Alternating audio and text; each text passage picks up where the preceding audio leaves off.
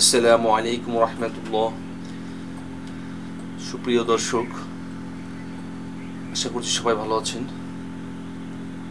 তো চলো আজকে শুরু করি। আজকে ভিডিও হচ্ছে ইউনিয়ন পরিষদ সচিব নিয়োগ বিজ্ঞপ্তি নিয়ে।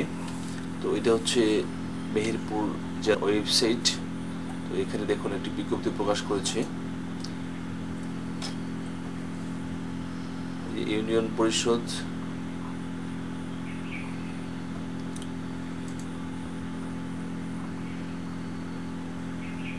এই যে এটা ইউনিয়ন পরিষদ সচিব নিয়োগ বিজ্ঞপ্তি, ঠিক আছে।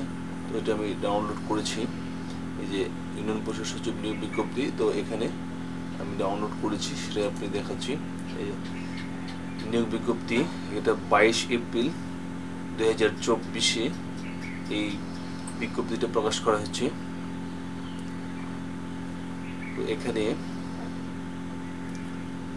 বলা হয়েছে যে স্থানীয় সরকার, পল্লী উন্নয়ন ও সমবায় মন্ত্রণালয়, স্থানীয় সরকার বিভাগ, ইউপি 2 শাখায় 17/4/2024 তারিখের এত নম্বর স্মারকের ছাত্র মোতাবেক মেহেরপুর সদর উপজেলার বারাদি ও শ্যামপুর ইউনিয়ন পরিষদের ইউপি সচিবের 2টি শূন্য পদে অস্থায়ী ভিত্তিতে নিয়োগ ও প্যানেল সংরক্ষণের লক্ষ্যে মেহেরপুর জেলার স্থায়ী বাসিন্দাদের নিকট হতে বর্ণিত শর্ত সাপেক্ষে স্বহস্তে লিখিত দরখাস্ত আহ্বান করা হচ্ছে। স্বহস্তে লিখিত দরখাস্ত আহ্বান করা যাচ্ছে। তো এখানে পদের নাম হচ্ছে ইউনিয়ন পরিষদ সচিব। এটা হচ্ছে পদের নাম, ইউনিয়ন পরিষদ সচিব। তো বেতন স্কেল হচ্ছে জাতীয় বেতন স্কেল 2015 অনুযায়ী 10,200 টাকা থেকে 20,480। রেট হচ্ছে 14। বেতন ভাতা কর্তৃক ও 25% ইউনিয়ন পরিষদ কর্তৃক প্রদেয়। পদের সংখ্যা 2টি। শিক্ষাগত ও অন্যান্য যোগ্যতা হচ্ছে কোনো স্বীকৃত বিশ্ববিদ্যালয় হতে অনন্য দ্বিতীয় বিভাগ অথবা সমমানের সিজিপিএ তে স্নাতক বা সমমানের ডিগ্রি। আর এখানে শর্ত কি, আমি এটা একটু জুম করে দেখাচ্ছি শর্তটা।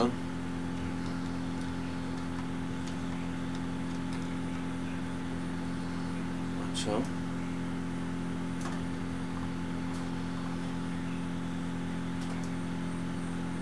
শর্তাবলী হচ্ছে আবেদনকারীকে অবশ্যই জন্মসূত্রে বাংলাদেশের নাগরিক ও মেহেরপুর জেলার স্থায়ী বাসিন্দা হতে হবে। তারপর আবেদনকারীকে নির্ধারিত ফর্মে স্বহস্তে লিখিত আবেদন করতে হবে। তারপর স্বহস্তে লিখিত আবেদনপত্র ব্যতীত গ্রহণযোগ্য হবে না। তারপর আবেদনপত্র 3 নম্বর, আবেদনপত্র আগামী 21/5/2024 তারিখের মধ্যে অফিস চলাকালীন জেলা প্রশাসক মেহেরপুর বরাবর সরকারি ডাকযোগে পৌঁছাতে হবে। তারপর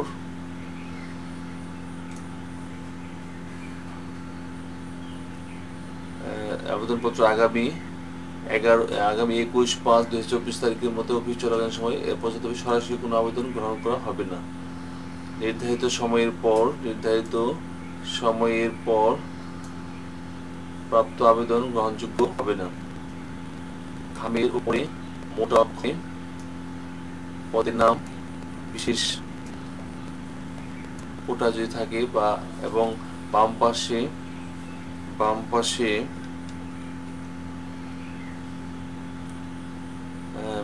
কোটা যদি থাকে, তারপর আমরা এখান থেকে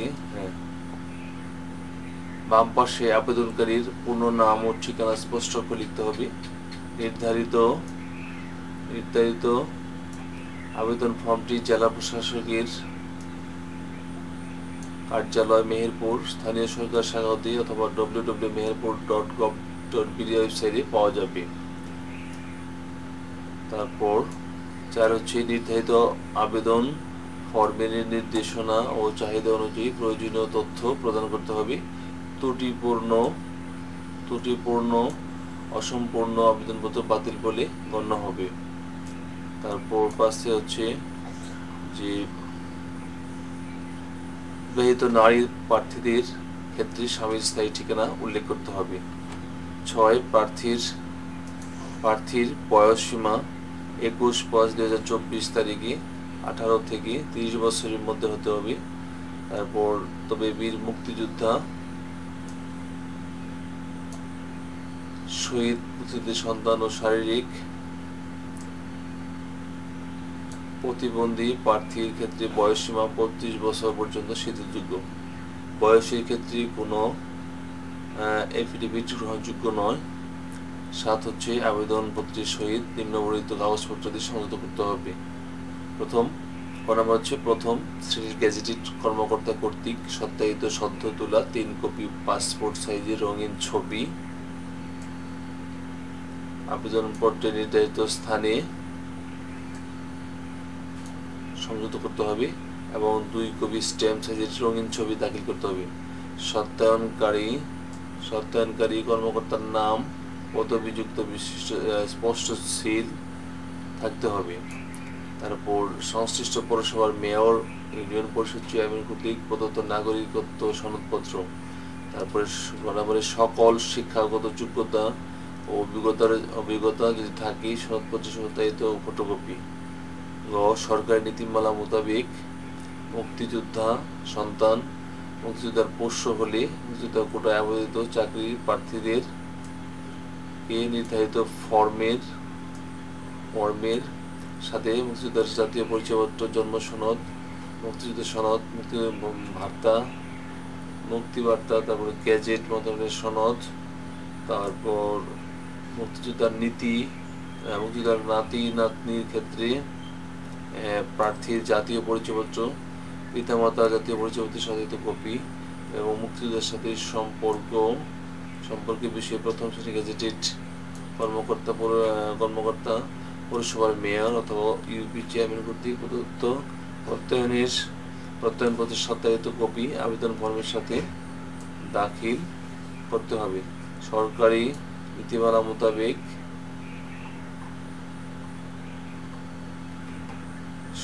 নীতিমালা মোতাবেক মুক্তিযোদ্ধা সন্তান, মহিলা অথবা আনসার, বিডিপি অথবা এতিম অথবা শারীরিক প্রতিবন্ধী ক্ষুদ্র নৃগোষ্ঠীর প্রার্থীদের জন্য কোটা সংক্রান্ত সকল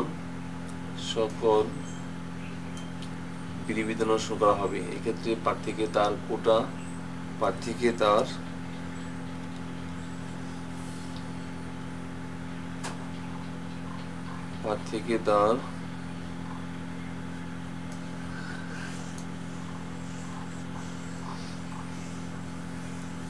এই ক্ষেত্রে প্রার্থীকে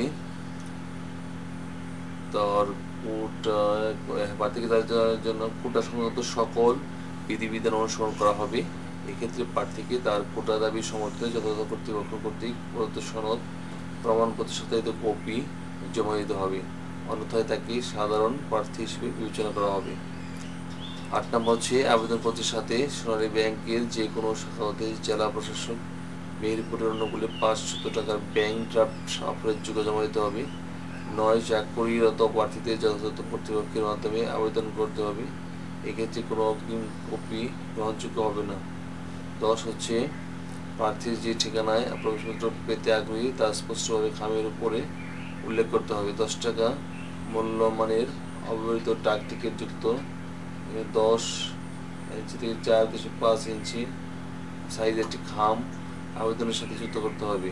কোনো তথ্য গোপন করে ভুল তথ্য প্রদান করে চাকরিতে নিয়োগ করতে হলে সংশ্লিষ্ট প্রার্থীর নিয়োগ বাতিল এবং তার বিরুদ্ধে কঠোর আইনানুগ ব্যবস্থা গ্রহণ করা হবে। লিখিত পরীক্ষায় নির্বাচিত প্রার্থীদের মৌখিক পরীক্ষায় অংশগ্রহণের সময় নাগরিকত্ব সনদপত্র, জাতীয় পরিচয়পত্র, জন্ম নিবন্ধন সনদ, শিক্ষাগত যোগ্যতা অভিজ্ঞতা যে থাকে সনদপত্র এর প্রমাণস্বরূপ সকল সনদপত্র ও কোটা সম্পর্কিত প্রমাণ সনদপত্রের মূল কপি উপস্থাপন দাখিল করতে হবে। নিয়োগের ব্যাপারে কোনো প্রকার সুপারিশ বা তদবির প্রার্থীর যোগ্যতার পরিপন্থী বলে বিবেচিত হবে। আবেদন পত্র গ্রহণ ও বাতিলের বিষয়ে নিয়োগকারী কর্তৃপক্ষের সিদ্ধান্ত চূড়ান্ত বলে গণ্য হবে। এই বিষয়ে কোনো আপত্তি উত্থাপন করা যাবে না। কোনো কারণ দর্শানো ব্যতিরেকে কর্তৃপক্ষ বিজ্ঞপ্তি সংস্থা পরিবর্তন, সংযোজন, বিয়োজন ও বাতিল করার ক্ষমতা সমর্থন করেন। প্রার্থীদের নির্বাচনী পরীক্ষা অংশ করার জন্য কোনো টিএডি প্রদান করা হবে না। তারপর তো এই ছিল আজকের সার্কুলার। তারপর এখানে চাকরির আবেদন ফর্ম আছে, এই ফর্মে আবেদন করতে হবে। তো এটা ওই মেহেরপুর জেলার ওয়েবসাইটে এই ফর্মটা পাওয়া যাবে, সেখান থেকে ডাউনলোড করে নিতে হবে। ডাউনলোড করে এই ফর্মে আবেদন করে জমা দিতে হবে। এখানে যে সমস্ত কিছু তথ্য ফিল আপ করে পূর্ণ করে এখানে স্বাক্ষর করে জমা দিতে হবে। তো আশা করি বুঝতে পেরেছেন। তো আজকে ভিডিওটি পর্যন্ত শেষ করছি। আমাদের শিক্ষামূলক এবং চাকরি খবর আপডেট পাওয়ার জন্য, সবার আগে পাওয়ার জন্য প্লিজ চ্যানেলটি সাবস্ক্রাইব করে আমাদের সাথে যুক্ত হয়ে যান এবং পাশে থাকা বেল আইকনটি অল করে রাখেন এবং ভিডিওগুলি বেশি বেশি করে শেয়ার করে দিন। আশা করছি লাইক কমেন্টস আপনার মতামত জানান। আর এই যে এই meherpur.gov.bd এই ওয়েবসাইটে ঢুকে আপনি ওই ফর্মটা আপলোড করতে পারবেন, ডাউনলোড করতে পারবেন। ঠিক আছে, ডাউনলোড করতে পারবেন, আপলোড না, ডাউনলোড করতে পারবেন। ডাউনলোড করে সেখানে আবেদন করবেন। ওকে, তো আজ এই পর্যন্তই। আল্লাহ হাফেজ, ভালো থাকবেন সবাই। সকলের সুস্বাস্থ্য, দীর্ঘায়ু, সফলতা ও মঙ্গল কামনা করে আজকের মতো এখানে শেষ করছি। আল্লাহ হাফেজ। আসসালামু আলাইকুম ওয়া রাহমাতুল্লাহি ওয়া বারাকাতুহু।